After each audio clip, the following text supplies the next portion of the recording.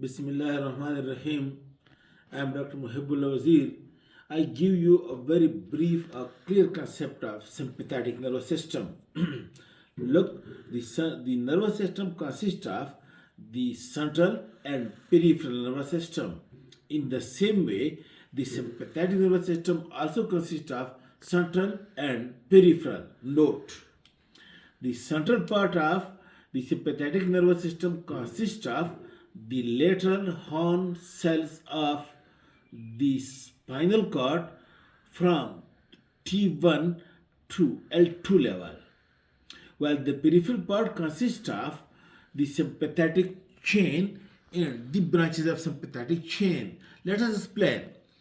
The spinal cord has 31 nerves, 8 cervical, 12 thoracic, 5 lumbar, 5 sacral, and 1 coccygeal.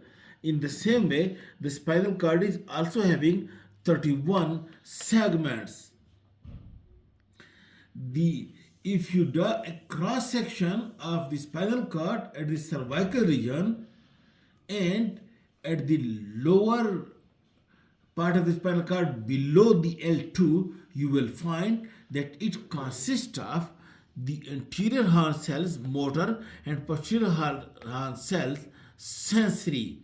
That's why the nerves which are coming from over here, from the intervertebral foramen, it consists of only sensory and motor fibers, while the nerves which come while the spinal cord from the T1 to L1 and L2 segment, if you draw a cross section, it is having three types of cells. Again, posterior sensory, anterior motor, and in the lateral part, lateral horn cells which are sympathetic in function.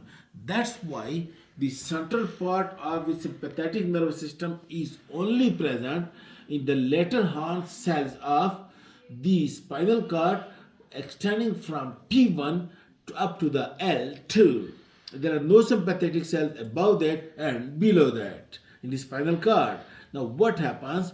Let's look that the T1 nerve to L2 and L3, L1 and L2 nerve, when it comes out of intervertebral foramen, it consists of three types of fibers, that is sensory, motor, and these myelinated preganglionic sympathetic fibers are white sympathetic fibers, while the other spinal nerves consist of only two types of fibers. Now before going ahead, let us discuss what is sympathetic chain.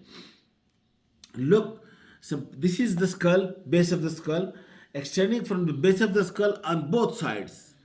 One in the middle there is vertebral column over here, and the lying on the transverse process of the vertebrae, one on each side, there is a chain made up of ganglion, and these ganglion are made up of sympathetic cells connected with one another by the nerve fibers, and in this way many ganglion connected with one another by nerve fibers, and a chain is being formed, one on each side of the vertebral column and the ventral surface of transverse process of the vertebrae, extending from the base of the skull up to the coccyx.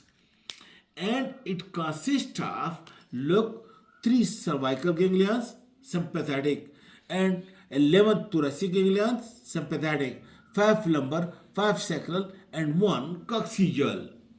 And the 2 coccygeal nuclei from both sides unite with one another to form over here one big nucleus, which is called as ganglion impar. This is the union of the two.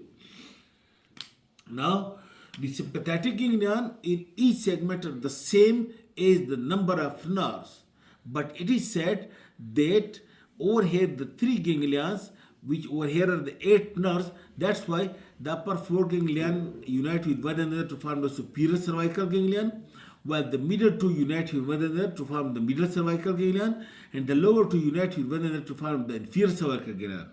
And this inferior cervical ganglion usually unite with the T1 ganglion, and over here one big ganglion is being formed, which is called as star-shaped or stellate ganglion as well. This is the union of inferior cervical and the first thoracic ganglion. Now, the problem is that, look, the thoracic nerve when come out of from the intervertebral foramen, it is having three types of fibers: sensory, motor, and preganglionic sympathetic fibers.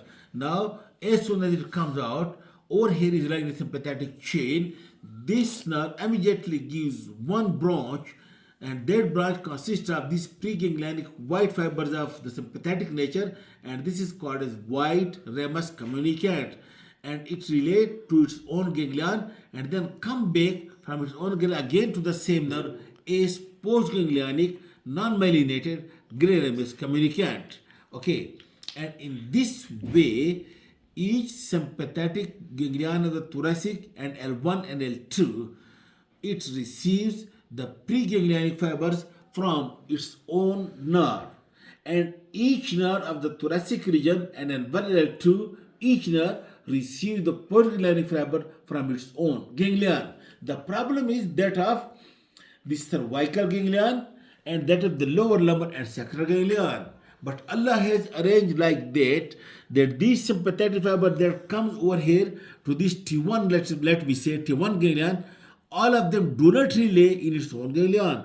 Some of them ascend upward and these relay in the inferior cervical ganglion.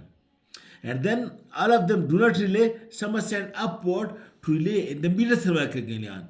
And then some remains again unrelated and reach to the superior cervical ganglion. In this way, all of the three cervical ganglion also get the preganglionic fibers from the same thoracic nerve, and then these will then give the postganglionic fibers to its own nerves. In the same way, the lower lumbar and lower sacral, these are the fibers that descend, and ultimately all the ganglion sympathetic chain are then being connected to the thoracic and lumbar segment of the spinal cord, and the preganglionic fibers are being actually received from this way. In this way, note the point that the sympathetic chain, all ganglion sympathetic chain are ultimately being connected to the T1 to L2 level of the spinal cord, and each ganglion receives the preganglionic fibers in the thoracic and L1 region directly from its own nerve, while in the cervical region by ascending upward through the sympathetic chain but coming from the thoracic segment. And in the lower lumbar and sacral region, again, the fibers are coming from thoracic and lumbar region and descend through the sympathetic chain to reach to the ganglion. Now, in the next lecture, we will discuss the branches of the sympathetic chain. Thank you very much.